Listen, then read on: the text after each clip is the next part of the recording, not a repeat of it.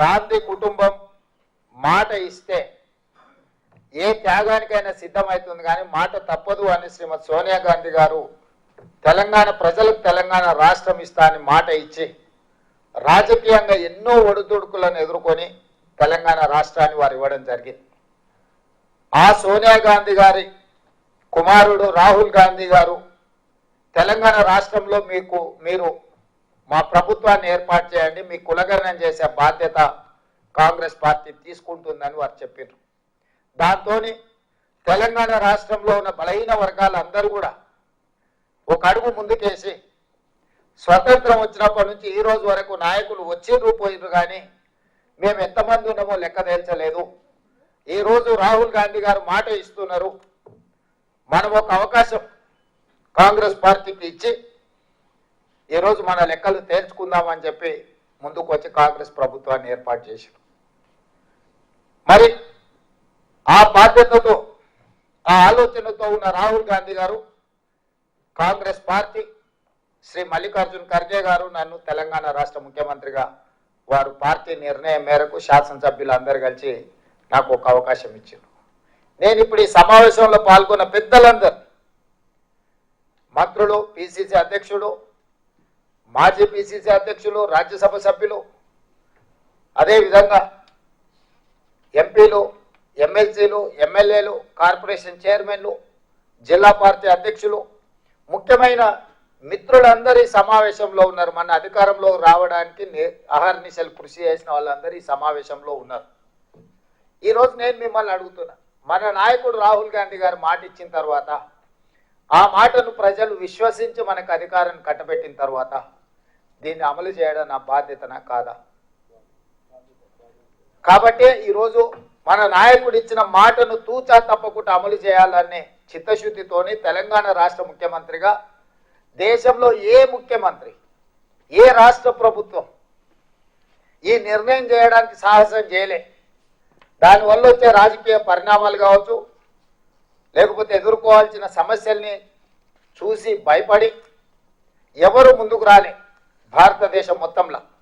కానీ తెలంగాణ రాష్ట్ర ప్రభుత్వం రాహుల్ గాంధీ గారు ఇచ్చిన మాటను నిలబెట్టాలి అన్న ఆలోచనతోటి 100% ఈ విషయాన్ని పారదర్శకంగా ప్రజల్ని మమేకం చేసి ప్రభుత్వాన్ని పూర్తి స్థాయిలో ఇందులో ఈ కార్యాచరణలో, ఈ కార్యక్రమంలో ప్రభుత్వాన్ని పూర్తి స్థాయిలో భాగస్వాములను చేసి ఈ కార్యక్రమాన్ని చేపట్టినము.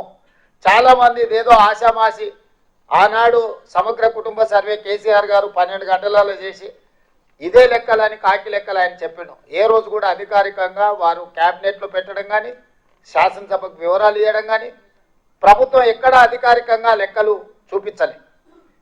ఈ రాష్ట్రంలో ఉన్న జనాభానంతా లెక్క కట్టి ఒక కుటుంబం, ఒక వ్యక్తి ఆ వివరాలను దాచిపెట్టుకొని ఎన్నికలు వచ్చినప్పుడు ఆయనకు అవసరమైన విధంగా ఆ సమాచారాన్ని వినియోగించుకొని రాజకీయ ప్రయోజనం పొందేదే తప్ప 10 సంవత్సరాలలో ఆ సమాచారాన్ని పేదల కోసం వినియోగించలేదు.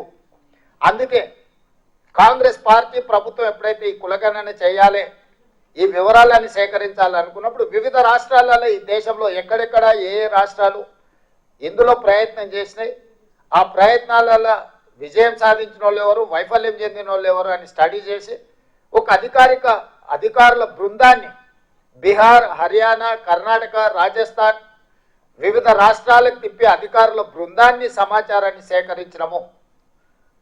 అదేవిధంగా ఒక మంత్రివర్గ ఉపసంఘాన్ని వీటన్నిటిని పర్యవేక్షించడానికి ఉత్తమ్ కుమార్ రెడ్డి గారిని, దామోదర్ రాజనరసింహ గారిని, శ్రీధర్ బాబు గారిని, మిత్రుడు పొన్నం ప్రభాకర్ గారిని, సీతక్కను ఒక మంత్రివర్గ ఉపసంఘాన్ని వేసి, ఎందుకంటే దీనికి అధికారిక కార్యాచరణ, ఒక అధికారిక గుర్తింపు ఉండాలని మంత్రివర్గ ఉపసంఘాన్ని వేసాం.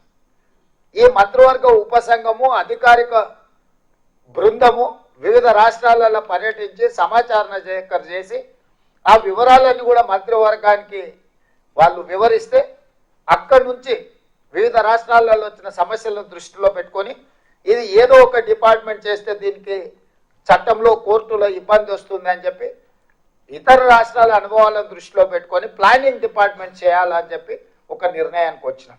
ఈరోజు ప్రభుత్వం మొత్తం సేకరించిన సమాచారాన్ని మంత్రివర్గ ఉపసంఘం ఇచ్చిన సూచనకు ప్రభుత్వం నిర్ణయం తీసుకొని దీని ఒక నోడల్ ఏజెన్సీ కింద ప్లానింగ్ డిపార్ట్మెంట్ కింద అన్ని శాఖలు వస్తాయి కాబట్టి planning department as a nodal agency కింద మనము ఈరోజు నియమించుకున్నాము. ప్లానింగ్ డిపార్ట్మెంట్ ఫైనాన్స్ మినిస్టర్ కింద వస్తుంది.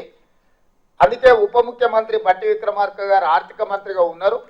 వారి కింద ఉన్న సందీప్ సుల్తానియా ప్లానింగ్ డిపార్ట్మెంట్ హెడ్గా అధికారిగా సీనియర్ ఐఏఎస్ ఆఫీసర్గా ఉన్నారు. ఈ బాధ్యతను ఉప ముఖ్యమంత్రి బట్టి విక్రమార్క గారికి, ప్లానింగ్ డిపార్ట్మెంట్ సందీప్ సుల్తానియా గారికి అప్పగించడం జరిగింది.